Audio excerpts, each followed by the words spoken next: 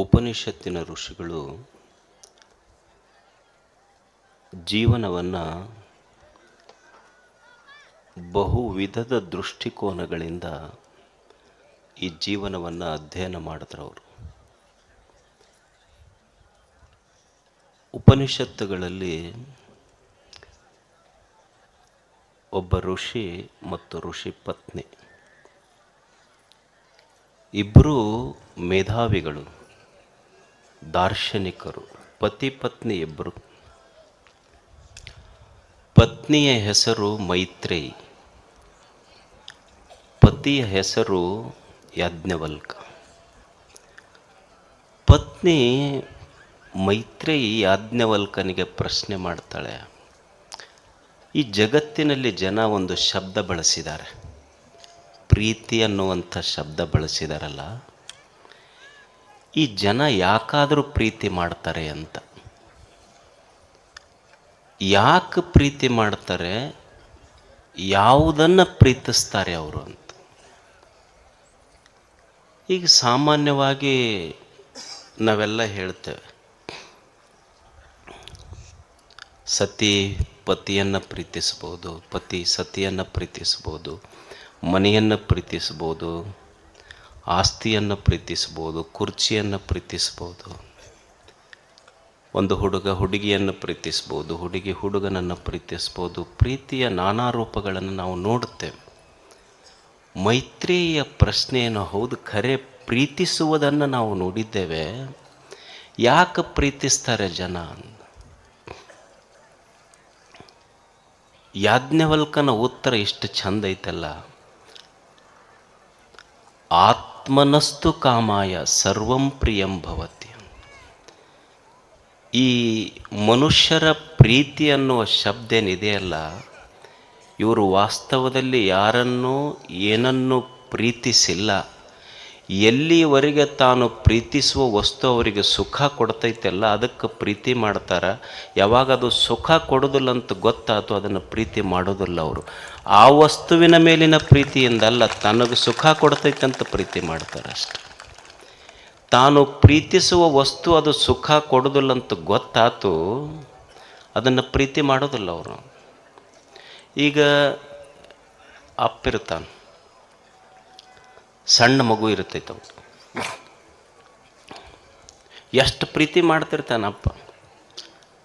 ಅವು ಹೊರಗೆ ಬಂದ ಕೂಡಲೇ ಎತ್ಕೊಳ್ಳೋದು ಮಾಡ್ತಿರ್ತಾನೆ, ಆಡ್ಸೋದು ಮಾಡ್ತಿರ್ತಾನೆ. ನಾವು ಸುಮ್ಮನೆ ಅಡ್ಡಾದರೂ ಮಗ ಬಂತು ಅಂದ್ರೆ ಅಂಬೆಗಾಲು ಇಟ್ಕೋಂತ ಮಗು ಬರ್ತಿರ್ತೈತಿ.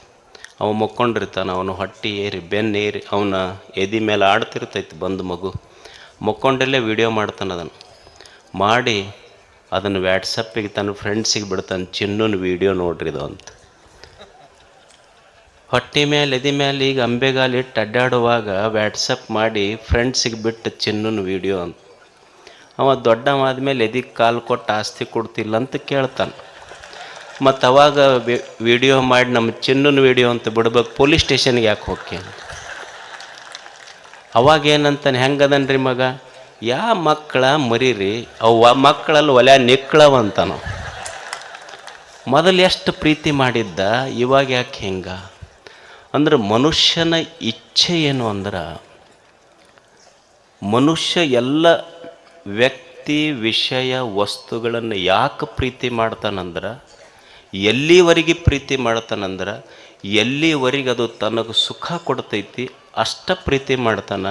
ಯಾವಾಗ ಆ ವಸ್ತು ವ್ಯಕ್ತಿ ವಿಷಯಗಳಿಂದ ಸುಖ ಇಲ್ಲಂತ ಗೊತ್ತಾಯ್ತು, ಅವತ್ತಿನಿಂದ ಅದನ್ನು ದ್ವೇಷ ಮಾಡಲಿಕ್ಕೆ ಶುರು ಮಾಡ್ತಾನೆ. ವಸ್ತುವಿನ ಮೇಲಿನ ಪ್ರೀತಿಯಿಂದಲ್ಲ, ತನ್ನ ಮೇಲಿನ ಪ್ರೀತಿಯಿಂದ ವಸ್ತುವನ್ನು ಪ್ರೀತಿಸ್ತಾನೆ ಮನುಷ್ಯ. ಎಷ್ಟು ವೈಜ್ಞಾನಿಕ ವಿಶ್ಲೇಷಣೆ ಋಷಿಗಳದು. ಅಂದರೆ ನಮ್ಮ ಪ್ರೀತಿ ಪ್ರೇಮ ಅನ್ನೋದೇನಿದೆಯಲ್ಲ, ಇದು ವ್ಯಾವಹಾರಿಕ ಪ್ರೇಮ. ನಮ್ಮದು ವ್ಯಾವಹಾರಿಕ ಪ್ರೇಮ ಐತಿ. ಈಗೊಂದು ಗಿಡ ನಾನು ಪ್ರೇಮ ಮಾಡ್ತೀನಿ ಅಂದ್ರೆ, ಪ್ರೀತಿಸ್ತೀನಿ ಅಂದ್ರೆ, ಗಿಡಕ್ಕೆ ಎಲ್ಲಿವರೆಗೆ ನೀರು ಹಾಕ್ತೀನಿ ಅಂದ್ರೆ, ಹಣ್ಣು ಕೊಡ್ತಿತ್ತು ಅಂದ್ರೆ ನೀರು ಹಾಕ್ತೀನಿ, ಕೊಡಲಿಲ್ಲ ಅಂದ್ರೆ ಕಡಿತೀನಿ ಅಷ್ಟೆ. ಈಗೊಂದು ಆಕಳಿಗೆಲ್ಲ ಮೇವು ಹಾಕೋದು, ಹಸೆ ಹುಲ್ಲು ಹಾಕೋದು ಎಲ್ಲಿವರೆಗೆ ಮಾಡ್ತೀನಿ ಅಂದ್ರೆ, ಅದು ಹಾಲು ಕೊಡ್ತಿತ್ತಂದ್ರೆ ಮಾಡ್ತೀನಿ, ಇರಲಿಲ್ಲ ಅಂದ್ರೆ ಮಾಡೋದಿಲ್ಲ. ಇದು ವ್ಯಾವಹಾರಿಕ ಪ್ರೇಮ, ಗಿವ್ ಆ್ಯಂಡ್ ಟೇಕ್. ಅದು ಕೊಡ್ತಿತ್ತು ಅಂದ್ರೆ ನಾ ಮಾಡ್ತೀನಿ, ಅದು ಕೊಡೋದು ನಿಲ್ಲಿಸ್ತು ಅಂದ್ರೆ ಮುಗೀತು. ಆಕಳ ಹಾಲು ಕೊಡೋದು ಮುಗೀತು ಅಂದ್ರೆ ಯಾರ ಮನೆಗೆ ಕಳಿಸ್ಬೇಕು ಅವ್ರ ಮನೆಗೆ ಕಳಿಸ್ತೀನಿ. ಇದು ವ್ಯಾವಹಾರಿಕ ಪ್ರೇಮ. ಇನ್ನೊಂದು ವೈಷಯಿಕ ಪ್ರೇಮ. ವೈಷಯಿಕ ಪ್ರೇಮದಲ್ಲಿ ಏನಿರ್ತದೆ ಅಂದ್ರೆ ಅಂದ ಆಕರ್ಷಣೆ ಇರ್ತದೆ. ಒಂದು ಹುಡುಗ ಒಂದು ಹುಡುಗಿಯನ್ನು ನೋಡೋದು ಕೂಡಲೇ love at first sight, divorce at first fight. ನೋಡೋದು ಕೂಡಲೇ ಆಕರ್ಷಣೆ ಆಗ್ತದೆ.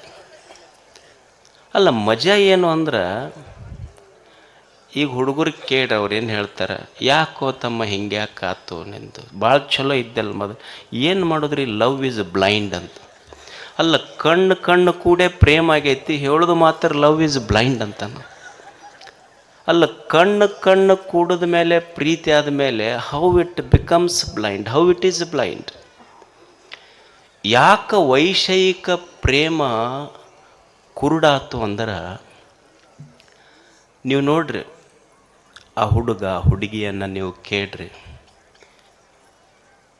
ಹುಡುಗ ಹುಡುಗಿಯನ್ನು ಪ್ರೀತಿಸ್ತೈತಿ, ಹುಡುಗಿ ಹುಡುಗನ್ನು ಪ್ರೀತಿಸ್ತಿರ್ತೈತಿ. ಯಾಕೆ ಲವ್ ಈಸ್ ಬ್ಲೈಂಡ್ ಅಂದರು ಅಂದ್ರೆ, ಈ ಭೌತಿಕ ಕಣ್ಣಿರ್ತದೆ, ಆದರೆ ಅದಕ್ಕೆ ವಿವೇಕದ ಕಣ್ಣಿರುವುದಿಲ್ಲ.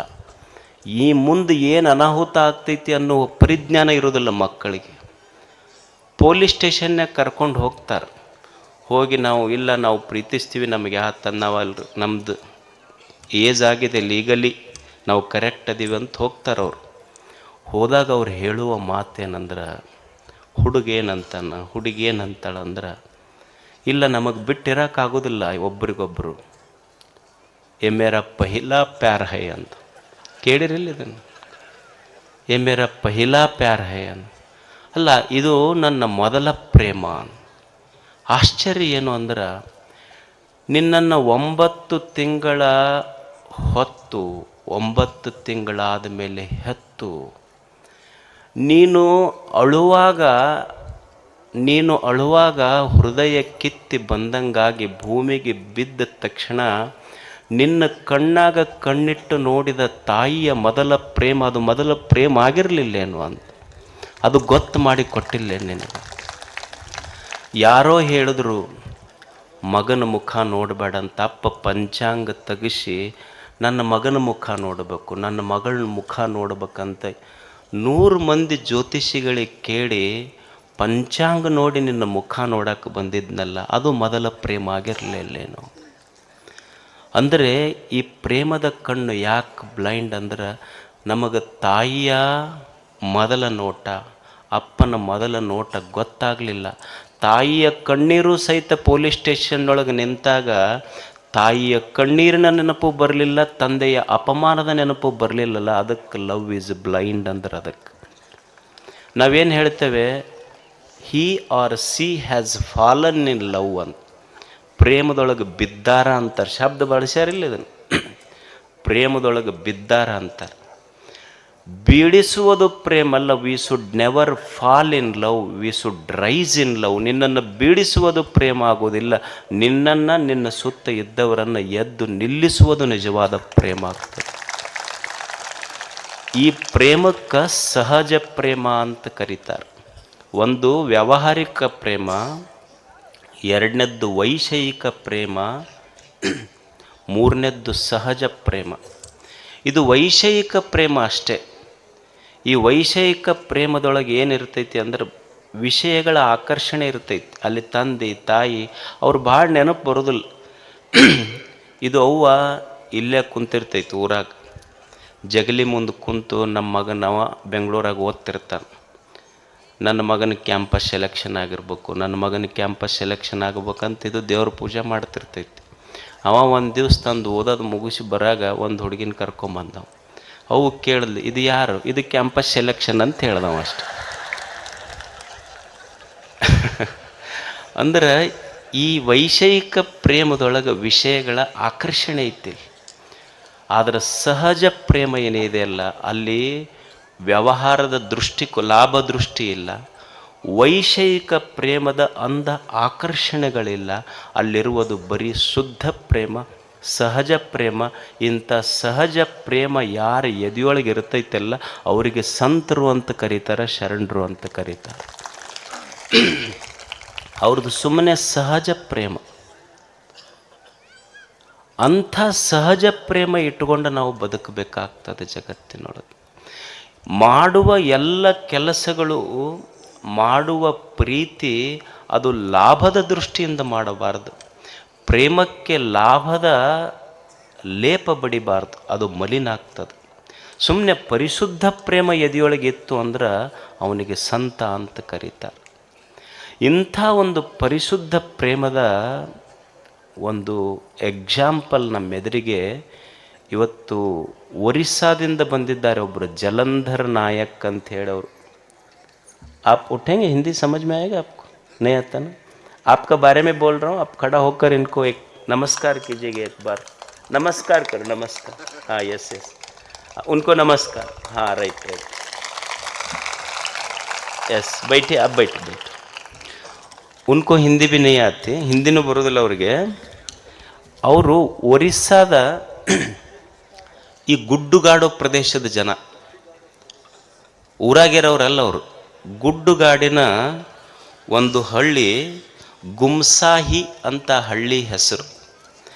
ಆ ಹಳ್ಳಿಯವರಿಗಿರುವ ವ್ಯಕ್ತಿ ಜಲಂಧರ್ ನಾಯಕ್ ಅವ್ರ ಹೆಸರು, ಒರಿಸ್ಸಾದವರು. ಆ ಸಣ್ಣ ಹಳ್ಳ್ಯಾಗ ಒಂದು ಕೆಲವು ಮನೆಗಳಿದ್ದು. ಆ ಊರ ಮಕ್ಕಳು ಸಾಲಿ ಕಲಿಬೇಕಾದ್ರೆ ಪುಲ್ಬಾನಿ ಅನ್ನುವಂಥ ಸುಮಾರು ಆ ಗುಮ್ಸಾಯಿಯಿಂದ 10 ಕಿಲೋಮೀಟರ್ ನಡೆದು ಹೋಗ್ತಿರ್ಬೇಕಾಗ್ತಿತ್ತು. ಆಶ್ಚರ್ಯ ಏನು ಅಂದ್ರೆ, ಮಕ್ಕಳು 10 ಕಿಲೋಮೀಟರ್ ನಡೆದು ಸಾಲಿ ಕಲಿಬೇಕಾಗಿರೋದ್ರಿಂದ ಎಷ್ಟೋ ಮಕ್ಕಳು ಸಾಲಿ ಬಿಟ್ಟರು. ಭಾಳ ಮಂದಿ ತಂದೆ ತಾಯಿಗಳು ಊರ ಬಿಟ್ಟರು ಮಕ್ಕಳ ಸಲುವಾಗಿ. ಆದರೆ ಜಲಂಧರ್ ನಾಯಕ್ ಊರು ಬಿಡಲಿಲ್ಲ. ನಮ್ಮೂರವ್ರಿಗಾಗಿ, ನಮ್ಮೂರು ಮಕ್ಕಳಿಗೆ ದಿವಸ ಸಾಲಿಗೆ ಹೋಗ್ಬೇಕಂತ ತಿಳ್ಕೊಂಡು ಆ ಊರಿಗೆ ದಾರಿ ಸಹಿತ ಇರಲಿಲ್ಲ. ಗುಡ್ಡುಗಾಡು ಪ್ರದೇಶದ ಗುಡ್ಡದಾಗ ಹೋಗ್ತಿರ್ಬೇಕಾತ 10 ಕಿಲೋಮೀಟರ್ ನಡ್ಕೊಂಡು 2 ವರ್ಷಗಳ ಕಾಲ ಪ್ರತಿನಿತ್ಯ 7-8 ತಾಸು ದಾರಿ ಮಾಡಿ 8 ಕಿಲೋಮೀಟರ್ ಒಬ್ಬನೇ ರಸ್ತೆ ಮಾಡಿದಾನೆ ಸಾಲಿಗೆ ಹೋಗ್ಲಿಕ್ಕೆ ಮಕ್ಕಳಿಗೆ. ನಾವು ಚಲೋ ದಾರಿ ಇದ್ರೆ JCP ಹಾಕಿ ಕೆಡ್ಸ ಮಂದಿ ನಾವೆಲ್ಲ. 8 ಕಿಲೋಮೀಟರ್ ರಸ್ತೆ ಮಾಡಿದಾನೆ ಮನುಷ್ಯ. ಅಂದ್ರೆ ಸಂತನಾಗಬೇಕಾದ್ರೆ ಏನು ಹಿಮಾಲಯಕ್ಕೆ ಹೋಗ್ಬೇಕಂತಿಲ್ಲ, ಮನೆ ಮಠಗಳನ್ನು ಬಿಡಬೇಕಂತಿಲ್ಲ, ಸಂಸಾರವನ್ನು ಬಿಡಬೇಕಂತಿಲ್ಲ. ಎದ್ಯಾಗ ಈ ಜಗತ್ತಿನ ಬಗ್ಗೆ ಪರಿಶುದ್ಧ ಪ್ರೇಮ ಇತ್ತು ಅಂದ್ರೆ ಸಂತ ಆಗ್ತಾನೆ, ಒಬ್ಬ ಸಂತ ಅಷ್ಟೆ. ನೋಡಿ, 8 ಕಿಲೋಮೀಟರ್ ಒಬ್ಬ ವ್ಯಕ್ತಿ ರಸ್ತೆ ನಿರ್ಮಾಣ ಮಾಡ್ತಾನೆ ಪ್ರತಿನಿತ್ಯ. ಯೋಗಿ ಅಂತ ಕರಿತೇವಲ್ಲ, ಯೋಗಿ ಇದರ ಅರ್ಥ ಏನು? ಗವಿಗಳಲ್ಲಿ ಕುಂತವರಷ್ಟೇ ಯೋಗಿಗಳಲ್ಲ, ತಪಸ್ಸು ಮಾಡಿದವರಷ್ಟೇ ಯೋಗಿಗಳಲ್ಲ. ಯಾರು ಲೋಕಕ್ಕೆ ಉಪಯೋಗಿಯೋ ಅವನೇ ನಿಜವಾದ ಯೋಗಿ ಅಷ್ಟೆ. ಅಂಥ ಒಂದು ಲೋಕೋಪಯೋಗಿ ಕೆಲಸ ಮಾಡಿರುವಂಥ ಜಲಂಧರ್ ನಾಯಕ್ ಅವರಿಗೆ ಶೇಗುಣಸಿಯ ಪರಮ ಪೂಜ್ಯರು ಅವ್ರಿಗೆ ಗೌರವಿಸಬೇಕು ಅಂತ, ಆಶೀರ್ವದಿಸಬೇಕಂತ ಅವರಲ್ಲಿ ಕೇಳ್ಕೊಳ್ತೇವೆ.